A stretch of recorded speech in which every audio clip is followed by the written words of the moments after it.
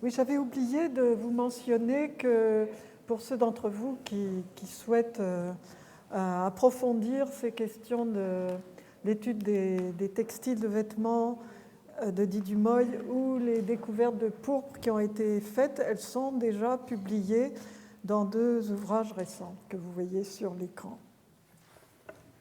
Dont le premier correspond à un colloque que nous avions tenu à Naples, oui. du temps où j'étais directeur du Stand Zambera, de très agréable mémoire. Qui avait été une grande occasion de confronter nos résultats. Donc nous allons ouvrir la discussion qui, évidemment, concerne aussi les personnes qui sont dans la salle. En ce qui me concerne, j'ai évidemment un grand nombre de questions à poser à Dominique Cardon, et je vais commencer par la première. J'ai été frappé et particulièrement heureux de l'identification qu'elle fait désormais des textiles, des tuniques qui portent des flèches, et comme vous l'avez vu, elle attribue ces productions à Palmyre, ou en tout cas à la zone palmyrénienne, et elle les met à juste titre en relation avec l'arrivée des archers palmyréniens dans le désert. Alors ça m'intéresse particulièrement parce que par des voies qui n'ont rien à voir avec le textile, je suis arrivé à peu près à la même conclusion que la phase qui voit dans l'ensemble des présidia, c'est-à-dire donc les forteresses de la route de Bérénice, qui voit la multiplication des petites pièces et l'accumulation rapide des déchets à l'intérieur du fort, était attribuable à l'arrivée d'une population qui portait une autre culture que celle des soldats qui l'avaient précédé. La convergence de quelques inscriptions de Bérénice, nous le verrons dans quelques semaines, de quelques inscriptions de Coptos, d'Ostraka, trop rares, mais quand même assez significatives, qui montrent la présence de palmyréniens, et maintenant des textiles de type palmyrénien, m'incite à penser que cette phase que nous constatons dans tous ces forts est attribuable à l'arrivée des archers palmyréniens dans le désert, qui sont donc porteurs d'une autre culture, qui vivent différemment, qui s'installent dans des tout petits casernements, nous l'avons vu, qu'ils aménagent à leur façon, qui utilisent des silos personnels et non plus des greniers collectifs, donc un autre mode de fonctionnement, un autre mode de culture. Grâce à cela et grâce à Dominique, nous pouvons donc désormais fixer la date de cette phase sous le règne de Caracalla, c'est-à-dire au moment où les archers palmyréniens arrivent. Donc je crois qu'aujourd'hui, nous avons fait presque en direct un pas en avance qui converge nos analyses. Alors, vous pourriez croire que tout cela est forcé, est un coup monté en quelque sorte, mais pas du tout, ça vient simplement du fait que nous travaillons en parallèle, nous nous rencontrons quelquefois, mais que cette nouveauté pour moi vient probablement de nouvelles recherches que tu as faites et de l'identification, et en tout cas de la meilleure force d'identification de ces tuniques. Et donc je voudrais vraiment que tu nous dises pourquoi tu penses que ces tuniques ne peuvent être que palmyréniennes ou d'imitation palmyrénienne. Oui. Mais tout simplement parce qu'on n'a pas d'exemple dans d'autres sites de ce type de décoration, et que ce que j'ai mentionné, donc Di Dumoy, Palmyre, Doura, Europos, pour cette époque-là. Et puis la correspondance... Oui, je crois qu'il marche. Il devrait marcher. Mais... Vous ne m'entendez pas? Je ne sais pas. Oui. Je disais que cette... Je pense qu'il marche quand même, non? Enfin bon. Oui, c'est en fait... ça a été une surprise et une révélation. On n'avait pas de textile de avec ce décor dans les autres présidia. Donc c'est dit du Moy, avec les fouilles du fort, dans le fort, qu'on voit apparaître 1, puis 2, puis 3, puis 4 fragments avec ces décors de flèches. Et c'est l'iconographie qui nous a permis de le mettre en relation. Puis les correspondances avec... on est toujours dans ce type de découverte, on pense toujours à comparer avec des sites de plus en plus proches ou éloignés. Donc on pouvait faire jusque-là beaucoup de comparaisons avec les fragments textiles découverts à Masada, en Palestine. Et puis, pour certains textiles, on était vraiment obligé de faire la correspondance avec les publications des textiles de Palmyre faites par Rodolphe Pfister, puis les successeurs, Anne-Marie Stauffer, et puis les publications des textiles de Dura Europos. Ce sont les premières comparaisons qui viennent à l'esprit. Après, on essaye d'élargir avec les textiles découverts dans des sites en Europe. Est-ce que, dans la mesure où ça a l'air très répétitif, est-ce qu'on peut parler d'une sorte d'uniforme que les archers palmyréniens porteraient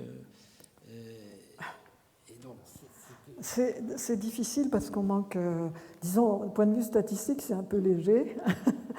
Palmyre, il y a 2 représentations, 2 tombeaux. Dura Europos, il y a 3 ou 4 tuniques qui portent ces décors de flèches.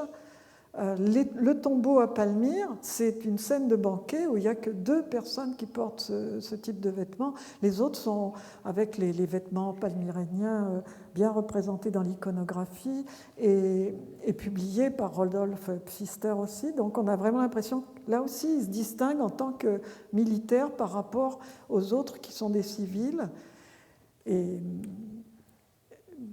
j'ai oublié le reste. Si c'est un uniforme ou non.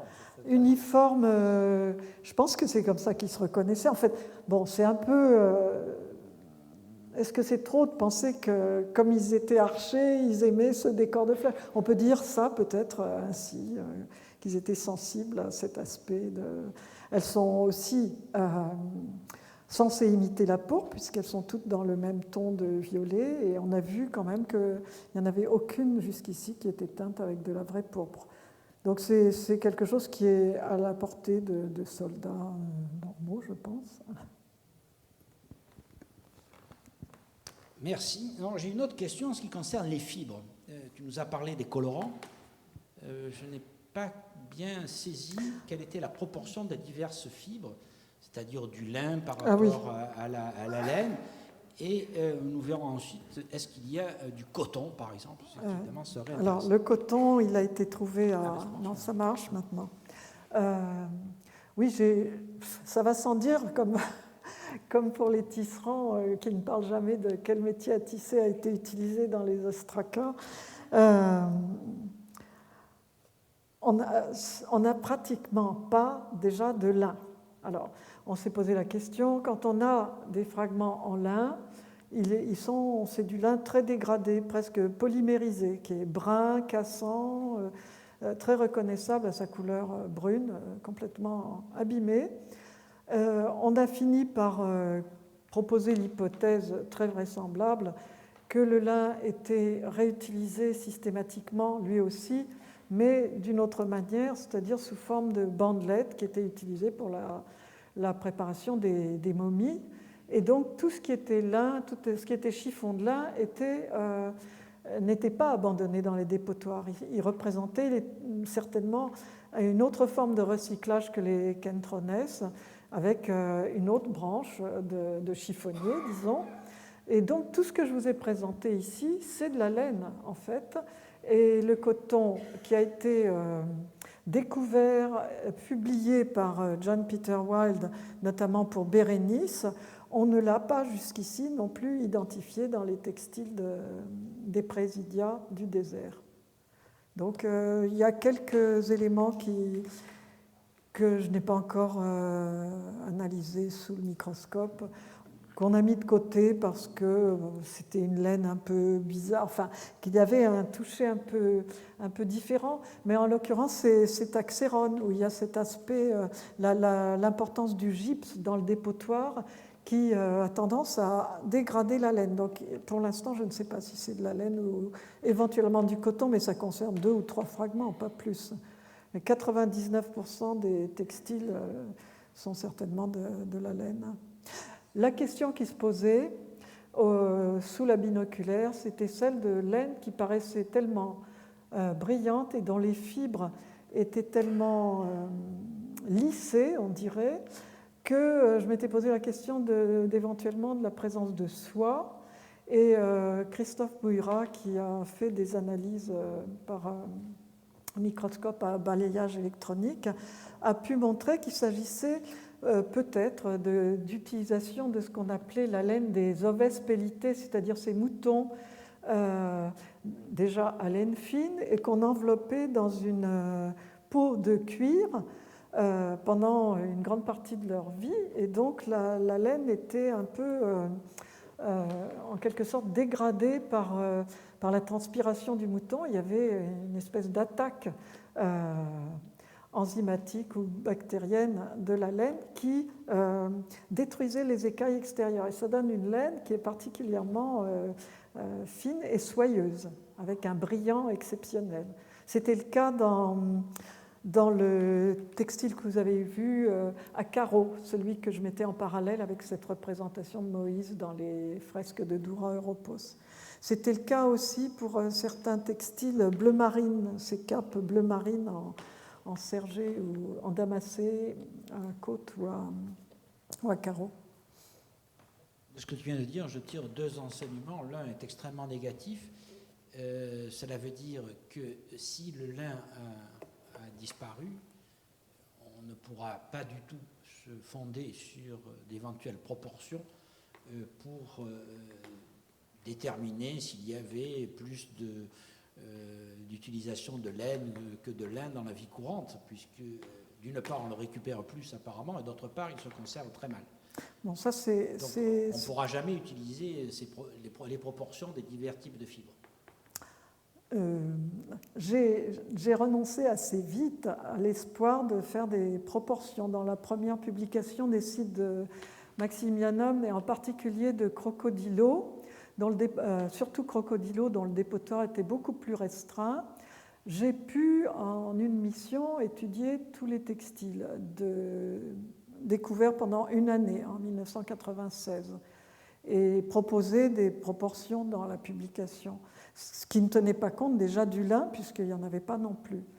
Et je pense que il ne faut pas abandonner complètement cet objectif, en tout cas, il faut le reporter à la fin, à l'achèvement des travaux sur l'ensemble des sites, qui nous donnera alors en revanche des informations statistiques très intéressantes, je pense, et importantes sur la laine, pour concerner la laine. Ce qui manquait du point de vue lin, on ne le saura jamais. On peut supposer que chacun de ces soldats qui avait au moins une tunique en laine, une de ces tuniques décorées avec des clavis, avait aussi au moins une tunique en lin. En fait, c'est un sous-vêtement ou des utilisations plus spécialisées comme serviettes de bain ou des éléments de bain qu'on n'a pas forcément en laine. Mais non, on ne pourra pas.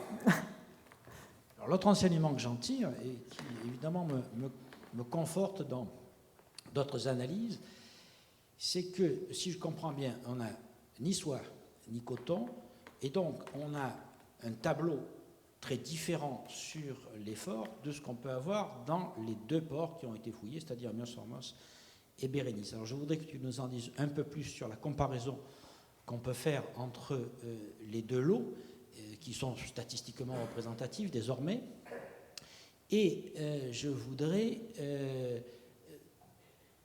déboucher, tu vas me dire si cette analyse est juste, sur le fait que nous avons affaire à 2 économies complètement différentes.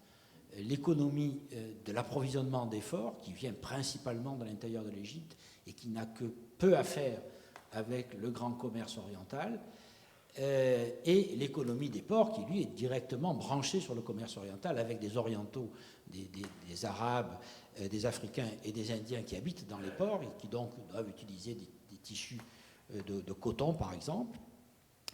Ce qui rejoindrait en quelque sorte ce que Hélène Cuvigny nous avait présenté l'année dernière en nous disant que dans les ostracas, on ne voit pas non plus le commerce oriental. Alors c'est tout à fait intéressant cette différence de système économique dans un même espace, puisque nous sommes à quelques kilomètres finalement des deux grands ports qui semblent fonctionner en quelque sorte en circuit fermé ou à un autre niveau de circulation par rapport à l'approvisionnement des forts. Et on a le même problème avec les amphores, où on voit bien que les forts sont principalement approvisionnés avec des amphores à vin de la région de Coptos. Or, ces amphores à vin ne se retrouvent pas du tout dans le grand commerce, on ne les trouve pas en Inde, par exemple.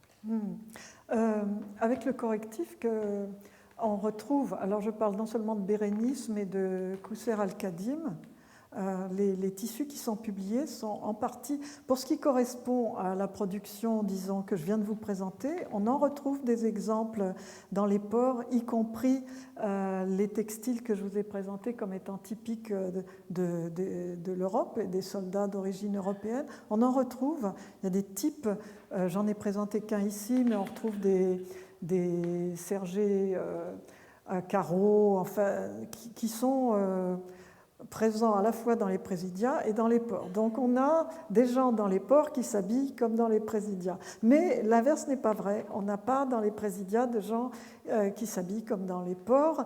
Et comme tu viens de le dire, la plupart des textiles sont probablement produits en Égypte, sur la vallée du Nil ou à Alexandrie pour les tacter peut-être. Et puis l'influence, elle est clairement Méditerranée orientale avec beaucoup de liens avec la Palestine, la Syrie et aussi avec l'Empire, l'Italie, l'Europe, mais pas du tout. Le problème, un problème que je n'ai pas du tout abordé, parce qu'en fait on ne pouvait pas tout aborder aujourd'hui, c'est celui des premiers exemples de tissus à décor par réserve.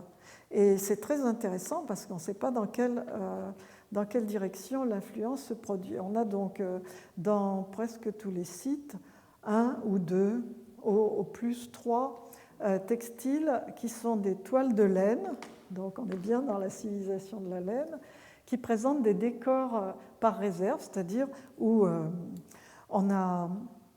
Tu peux montrer une image là, j'en ai vu une sur une de tes diapositives. Je ne pense pas. Attends, non, je ne crois pas en avoir mis. Non, non, il n'y en a pas. C'est des textiles avec des décors blancs sur fond bleu ou quelquefois blancs sur fond jaune, rouge, avec des fines rayures bleues. Pas des fines rayures, mais des fines lignes bleues qui sont obtenues en empêchant la teinture de pénétrer sur certaines parties du textile à l'aide de cire ou d'amidon. Et ensuite, on va plonger le textile à plusieurs reprises dans des bains de teinture en enlevant à chaque fois la réserve et on obtient, comme des impressions, mais c'est beaucoup plus fluide comme décor. Et c'est les plus anciens exemples de ce type de technique avec les textiles indiens en coton qui présentent des décors semblables et un ou deux textiles qui ont été trouvés en Asie centrale et qui ont été publiés par Sophie Desrosiers, ici présente, qui sont blancs sur fond bleu aussi. Alors pareil sur d'autres fibres. Donc on est là, qui a influencé lequel. On voit que dans tous ces cas, les gens qui habitaient ces régions du monde ont vu la production des autres et ont réussi à l'imiter. Mais on ne sait pas qui a commencé. Les textiles qui sont présents dans les présidiats et qui ont donc ce lien avec les textiles teints par réserve d'Inde sont très anciens. En fait, ils sont donc 1er au 3e siècle. Après, il y a beaucoup plus de textiles comme ça à Fausta ou à des époques postérieures, mais est-ce que ce ne sont pas Est-ce que ce n'est pas un résultat justement de ces voyages et de ces contacts, cette diffusion de cette technique? On n'en sait encore rien. Oui, mais tu lèves une de mes dernières illusions sur la question, car je croyais vraiment que ces textiles étaient importés. Or, tu dis qu'ils sont sur de la laine, et donc vraisemblablement, ou même certainement, fabriqués dans l'Empire romain. Ah oui, ils sont certainement fabriqués en Égypte. Le système de filage est standard, comme ce que je vous ai montré, là, cette prédominance énorme du système de filage en S dans les deux sens. Ce sont des tissus, même dont la densité, dont la qualité est très semblable à celui des tuniques. Simplement, ils sont teints par réserve, et certainement, ils correspondaient à des tentures beaucoup plus larges, beaucoup plus grandes que les tuniques. Donc, une production différente destinée.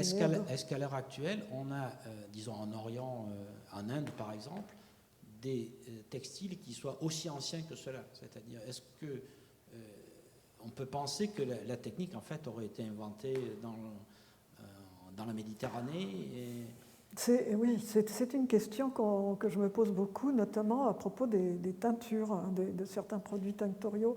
À chaque fois, on se demande, alors, est-ce que c'est une question d'influence ou est-ce que ce sont des inventions simultanées? Parce que j'avais travaillé sur ce sujet à propos de textiles médiévaux, en fait, un traité extraordinaire qui décrit la fabrication de ces tentures avec des corps teints par réserve, et qui mentionne l'importance de Chypre comme un des centres qui est encore très pratiqué au Moyen-Âge. Alors, on peut penser qu'il y a eu un foyer de ce type de teinture par réserve, à décor par réserve, en Méditerranée orientale. Mais bon, on dépend des découvertes archéologiques qui se sont, Dieu merci, multipliées grâce à vous, par pyrologues et archéologues, et aux archéologues qui travaillent en Asie centrale aussi. C'est grâce à vous qu'on arrive à mieux dessiner les contours à cause de ces fouilles en série, je dirais, qui nous apportent justement cette valeur statistique, à cause de cette collaboration interdisciplinaire et à cause de l'aspect officiel de ces fouilles qui permettent de faire des stratigraphies, des analyses, de parler de manière scientifique et légale à l'opposition de tous ces tissus qu'on retrouve dans les musées, dont on ne sait pas quelquefois comment ils sont arrivés là, ou alors qui ont été apportés par des fouilles qui n'ont pas vraiment été très méthodiques ni très systématiques. Et donc, même si ces textiles que je vous présente sont extrêmement fragmentaires, des petits chiffons, en fait, c'est eux qui commencent, grâce à nos collaborations, à donner une image plus solide de l'évolution des techniques textiles. Donc, on peut espérer que ça va continuer et que dans 5-6 ans, nous pourrons, moi ou d'autres, répondre aux questions auxquelles on ne devrait pas répondre actuellement parce que ce ne serait pas sérieux. Je reviens juste un petit peu en arrière, les problèmes d'économie et d'approvisionnement. Ce que tu viens de dire n'est pas contradictoire avec ce que je viens de dire, puisque évidemment, dans les ports, il n'y a pas que des gens qui viennent d'Inde ou d'Arabie, mais principalement des Égyptiens. Donc il est quand même normal que le type d'approvisionnement des ports soit le même que celui que nous avons dans les forts, mais il y a en plus ces textiles exotiques. Donc on a quand même l'impression que ces textiles exotiques, ils sont directement liés aux navigateurs et aux commerçants qui viennent, puisqu'on ne les voit pas se diffuser ailleurs. Et donc c'est quand même une limitation assez nette de l'influence de ce commerce. Donc de ce point de vue-là, ça me paraît tout à fait parallèle à ce que nous voyons par la céramique, par exemple. Oui, mais peut-être aussi que ces textiles qui viennent justement d'Asie sont suffisamment précieux, et appréciés, et c'est aussi normal qu'ils n'atterrissent pas dans les forts du désert. Ils vont directement peut-être à Alexandrie ou à Rome, où ils ont une clientèle d'amateurs mais pas riches. tous, parce qu'il y a aussi des voiles. Il y a des Ah voiles oui, en coton, les voiles, quand même... oui, les voiles, on ne les trouve pas dans le désert. C'est ça, par définition. Est-ce que sur ces questions, il y aurait des interrogations parmi l'assistance ?